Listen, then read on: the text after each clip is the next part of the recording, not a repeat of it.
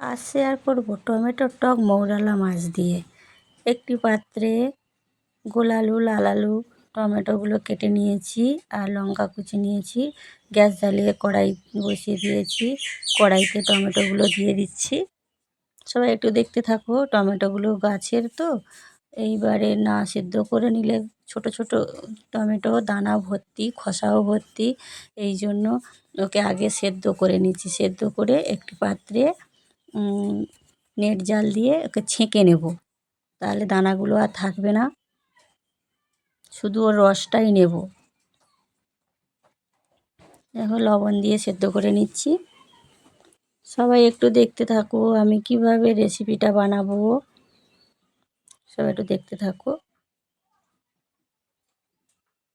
আমাদের বাড়িতে কালকে থেকে এত ঝড় বৃষ্টি হচ্ছে, কারেন্টও নাই, কি সমস্যা। দেখো কত সুন্দর একেবারে সেদ্ধ হয়ে গলে গেছে একেবারে।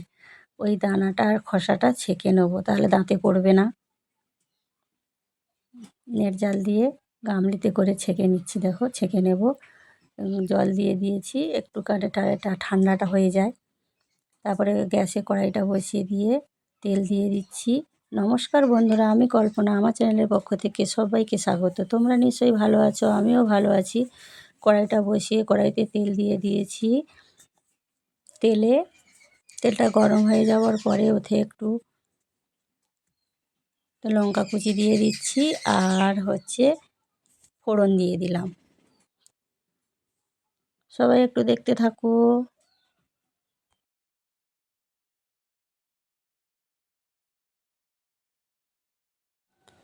তারপরে সবজিগুলো তুলে দিচ্ছি।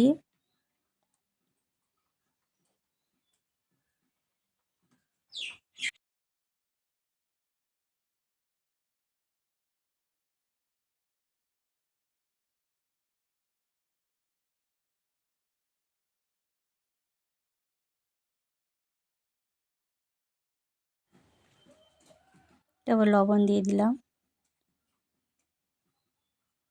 দিয়ে একটু ভালো করে একটু কষে নেব।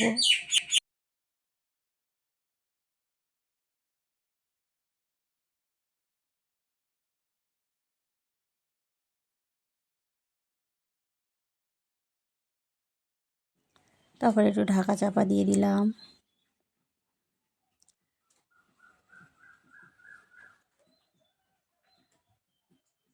একটু পরে আবার খুলে নিয়ে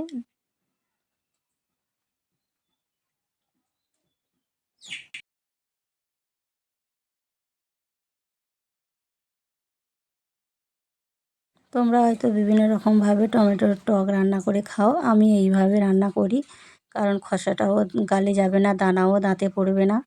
এভাবে রান্না করি। তারপরে হলুদ দিয়ে দিলাম।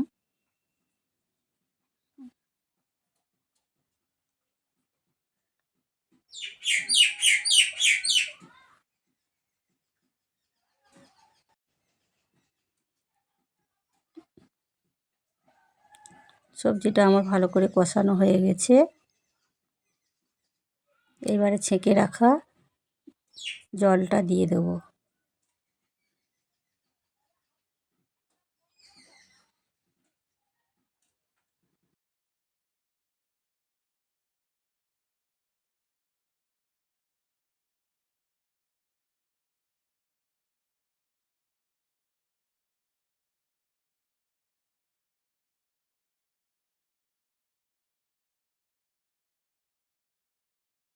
মৌরলা মাছ আমি আগে ভেজে রেখেছি, সেটা আর দেখানো হয়নি। দেখো কালারটা দেখো কত সুন্দর। এই যে মৌরলা মাছগুলো তুলে দিচ্ছি। যে